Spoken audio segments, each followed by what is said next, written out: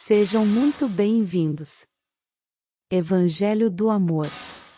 Quando eu era garoto, eu me lembro de uma música que cantavam muito nas escolas, bíblicas que nós tínhamos e participávamos, chamado EBD, um programa Escola Bíblica de Férias. Se cantava do ministério infantil, dizia assim: cada passo que dás, pela senda onde vais, há um Deus que te vê. Aí vinha o refrão: Deus te vê, Deus te vê, Deus te vê. Pensa numa música que martelava na nossa cabeça. Todo momento que a gente estava para aprontar alguma coisa, sem os pais ver: Deus te vê, Deus te vê. E não bastasse isso, eu lembro de uma ocasião que recebemos uma visita de uma missionária que trabalhava com uma tribo indígena no Amazonas. E ela nos ensinou a cantar essa música em Tupi-Guarani. O pior, hoje, praticamente 40 anos depois, eu ainda lembro a música. Moirirame piro, coinerá piropi, aique Deus omar. Eles não traduziram Deus. Deus omar, Deus omar. Então, dependendo da gravidade, a lembrança vinha em português ou vinha no formato bilíngue. Quando era mais sério, Deus omar, aí assustava até mais. Se você perceber, há muitas declarações bíblicas a respeito disso. Jó, capítulo 34, verso 21, diz: os olhos de Deus estão sobre todos os caminhos do homem e veem todos os seus passos.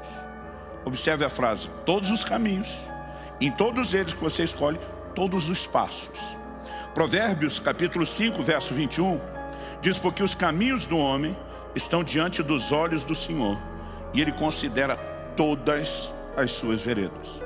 Provérbios capítulo 15, verso 3, os olhos do Senhor estão em todo lugar, contemplando os maus e os bons. Deus está fiscalizando todo tipo de ação, porque todas elas, como veremos daqui a pouco, terá retribuição. A Bíblia diz em Hebreus, no capítulo 4, no versículo 13: não há criatura que não seja manifesta na sua presença, pelo contrário, todas as coisas estão descobertas e expostas aos olhos daquele a quem temos de prestar contas.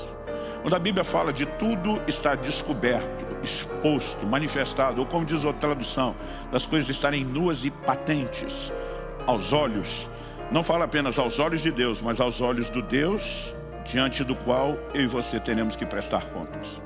A ideia e o conceito de um Deus que vê tudo sempre está relacionado e amarrado com o próximo aspecto que nós vamos falar, que tem a ver com a ideia e o conceito de juízo. O próprio Senhor Jesus, se dirigindo à igreja de Tiatira, uma das 7 igrejas da Ásia a quem cartas foram endereçadas no Apocalipse, Ele se apresenta como aquele que tem os olhos como chama de fogo e os pés semelhantes ao bronze polido.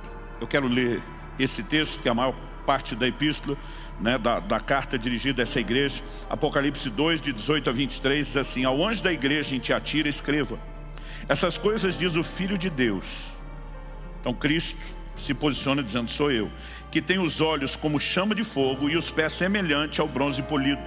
Conheço as obras que você realiza, o seu amor, a sua fé, o seu serviço, a sua perseverança e as suas últimas obras mais numerosas do que as primeiras. Porque quando a Bíblia fala de Deus olhando, já enfatizamos isso, Ele está vendo tudo, o que fazemos de bom, mas também o que fazemos de ruim. Então primeiro Ele destaca aquilo que de bom estava sendo visto, mas Ele diz assim: tenho porém contra você o fato de você tolerar que essa mulher Jezabel, que se declara profetiza, não somente ensine, mas ainda seduza os meus servos a praticar a prostituição e a comer coisas sacrificadas aos ídolos. Dei-lhe tempo para que se arrependesse, porém ela não quer se arrepender da sua imoralidade. Eis que eu farei com que fique acamada, trarei grande tribulação aos que com ela adulteram, caso não se arrependam das obras que ela incita. Matarei os seus filhos, e todas as igrejas saberão que eu sou aquele que sonda mentes e corações, e retribuirei a cada um de vocês segundo as suas obras. Na verdade, se você perceber, há um jogo de palavras na maioria dessas cartas às igrejas, com a forma como Jesus se identifica no início e a aplicação final que Ele faz. Então no início diz: eu sou aquele que tem os olhos como chama de fogo.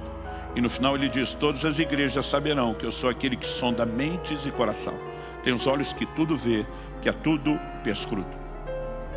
Depois, quando a Bíblia fala a respeito dos pés como de bronze, o bronze na tipologia bíblica fala de juízo. Quando a Bíblia fala dos seus pés, está falando da firmeza, do firmamento. Aliás, a Bíblia diz que a base do seu trono é justiça e equidade. Então ele diz, todas as igrejas saberão que eu sou aquele que sonda mentes e corações, olhos como chama de fogo, mas que eu também, juízo, retribuirei a cada um segundo as suas obras.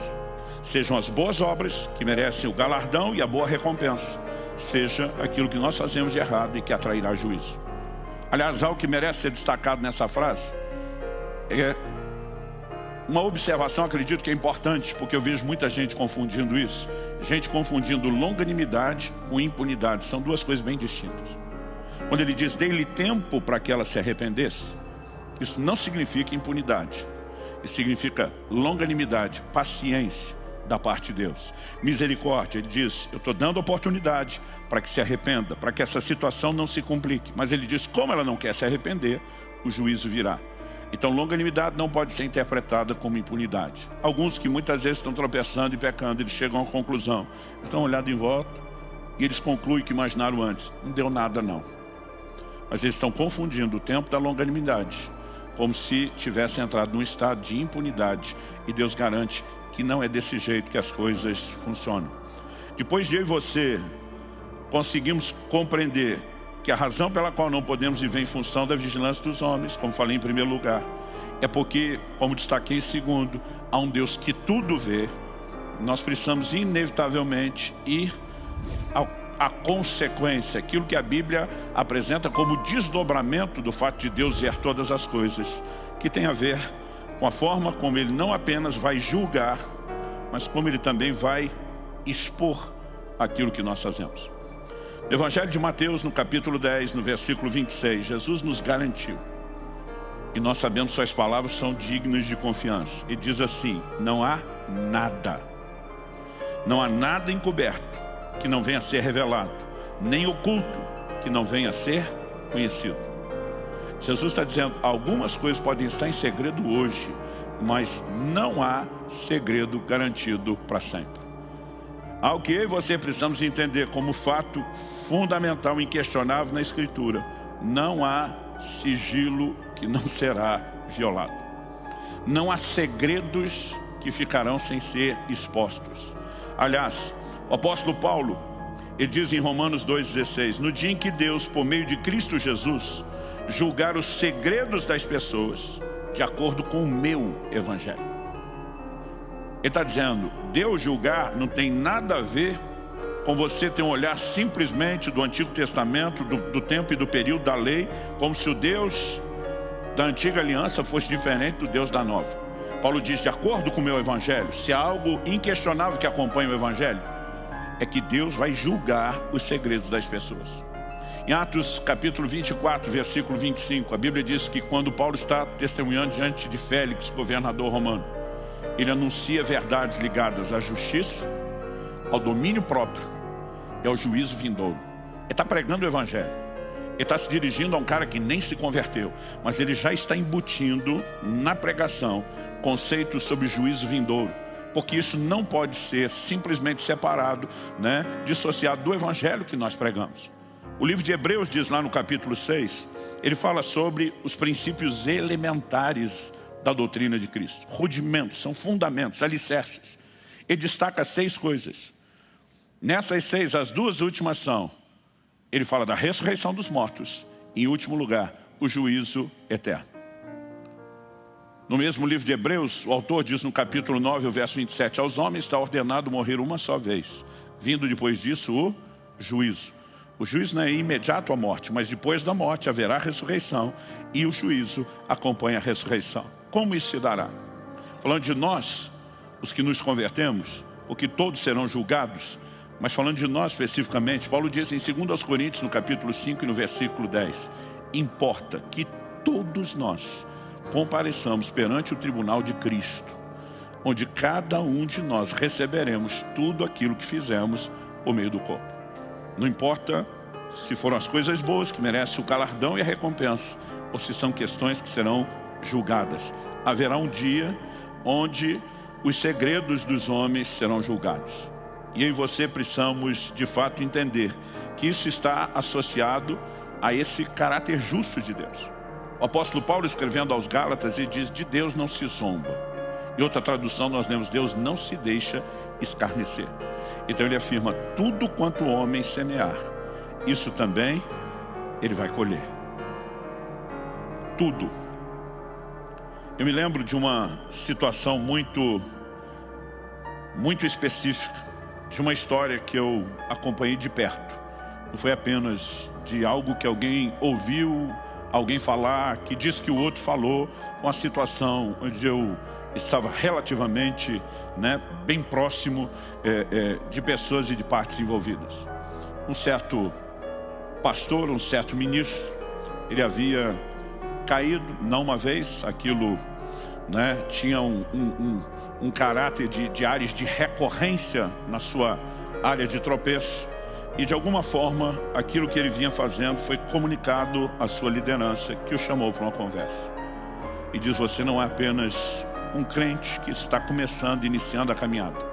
Você conhece a palavra, você prega a palavra. E você sabe que liderança é baseada e fundamentada no exemplo.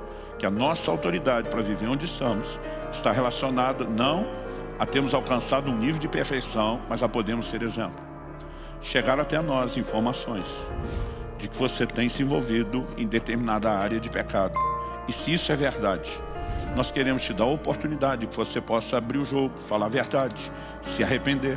Nós cremos em restauração, nós pregamos isso. Uma pessoa não é descartável porque tropeçou, mas não existe absolutamente nada que possa ser feito em prol dela enquanto não há arrependimento. Nós lemos o texto, Jesus falando ao anjo da igreja de Tiatira: dê-lhe tempo para que ela se arrependa. Eu também vou colocar em tribulação os que com ela se envolveram, caso não se arrependam. Se você não se arrepender, o próprio Deus vai expor a situação, vai julgar você. Nós queremos te ajudar. E ele diz: eu não estou sabendo de nada do que vocês estão falando, não estou entendendo nada disso. Preocupado nessa altura não com o caráter que lhe faltava, mas com a reputação, com medo da exposição daquilo que tinha acontecido. E tem algumas pessoas que, além de errar a primeira, elas conseguem continuar errando depois, porque não querem consertar o que fizeram de errado, preocupados com o que agora vão pensar delas. A Bíblia diz que Davi acaba cometendo o adultério com Batseba. Ele tenta fazer com que aquilo tudo seja protegido e aconteça de uma forma que ninguém tome conhecimento. Até que a mulher manda uma notícia para ele: estou grávida. Urias, marido de Batseba, está na linha de frente de batalha, permanecia meses fora de casa. Faria as contas e saberia que a criança não era dele. Davi, para acobertar o que fez, em vez de ser exposto, traz Urias como desculpa de que quer relatório da guerra, do campo de batalha. Manda Urias para casa. Urias, num estranho código de ética para nossa cultura ocidental, diz: eu não tenho direito, enquanto meus amigos estão no campo de batalha, distante das suas casas, de dormir no meu leito, de poder desfrutar sequer da intimidade da minha esposa. E a Bíblia diz que ele dorme no chão do lado de fora. Davi diz: não é possível, o plano falhou. Embebeda o homem. E mesmo bêbado, ele mantém seus escrúpulos, seus valores. E Davi, simplesmente, sem que perceba, vai escalando e progredindo o problema. Agora Davi faz com que Urias volte para o campo de batalha carregando uma carta. Ele sabe que o homem é tão fiel a ele que não vai nem ler a sentença de morte que ele próprio carrega. E a ordem ele mesmo entrega a Joabe, que dizia: coloque ele na linha de frente para que morra. Aquilo que começa com adultério termina com homicídio. Porque o homem que não zelou primeiro pelo caráter, agora estava preocupado com a reputação. Há muitas pessoas que, além de já ter errado a primeira vez, seguem errando, tentando acobertar. O interessante é que às vezes essas pessoas ainda querem culpar outras. Me lembro de uma situação específica, onde eu cheguei, na verdade, num comércio, não era nem uma visita pastoral. E a hora que eu botei o pé naquele comércio, Deus me deu uma visão. Eu vi uma aliança dessas, dos anéis de casamento que usamos no dedo partido. Quando eu vi aquilo, eu entendi na hora que Deus estava me mostrando: alguém aqui quebrou a aliança. Por estatística e amostragem, fui primeiro no marido. E a hora que eu comecei a conversar com ele, ele falou: pastor, desde que eu fui cheio do Espírito Santo, penso numa área que não tive mais problema. O Espírito Santo me disse: não é ele. Conversei com ele um tempo e daqui a pouco falei: sua esposa está aqui? Ele falou: tá. Falei: eu poderia trocar uma palavra com ela? Ele falou: claro. E de repente, quando ele saiu e ela chegou, eu falei, querido, deixa eu ser bem direto com você. Quando eu coloquei o pé aqui hoje, Deus me deu essa visão. Foi primeiro em cima do seu marido, imaginando que pudesse ser ele, e o Espírito Santo me garantiu que não foi ele. Eu quero só que você me olhe nos olhos e diga o que aconteceu. A mulher começa a chorar e diz, pastor do céu, foi uma vez só. Eu falei, querida, a questão não é a quantidade de vezes, a aliança foi quebrada. Eu falei, Deus não me mandou aqui para te anunciar uma palavra de juízo, como foi liberado sobre Ananias e Safira. Ele me mandou aqui para trazer restauração.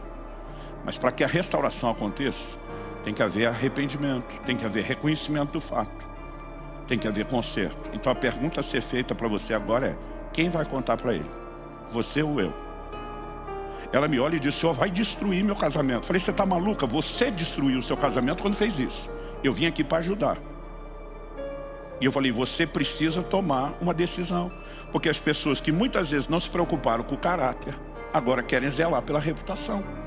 E de repente ainda, se alguém entrar na história para ajudar, pode ser que ele seja o inimigo que vai destruir a vida dela. Quando eu olho para declarações como essa na palavra de Deus, eu percebo que nos falta entendimento de verdades. Eu falei, querida, tem muita gente pecando e não recebendo uma expressão do amor e da misericórdia de Deus como você está. Eu vou te dar um dia para pensar e orar a respeito. E se você não falar com ele, quem vai falar sou eu. A hora que eu fui virar as costas, ela disse, fica. Eu vou falar, mas o Senhor vai estar junto. O Senhor vai ter que nos ajudar no processo. Sabe, ao que eu e você precisamos entender. O pecado é o grande problema. O Deus está tentando chamar o arrependimento e conserto não. Dá para entender a diferença? Agora, aquilo que eu e você não expomos e não consertamos hoje, vai ser exposto em outro momento. Se inscreva para receber mensagens da Palavra de Deus para seu coração. Compartilhe essa mensagem para mais vidas serem alcançadas. Que você tenha um dia repleto de paz e de bênçãos.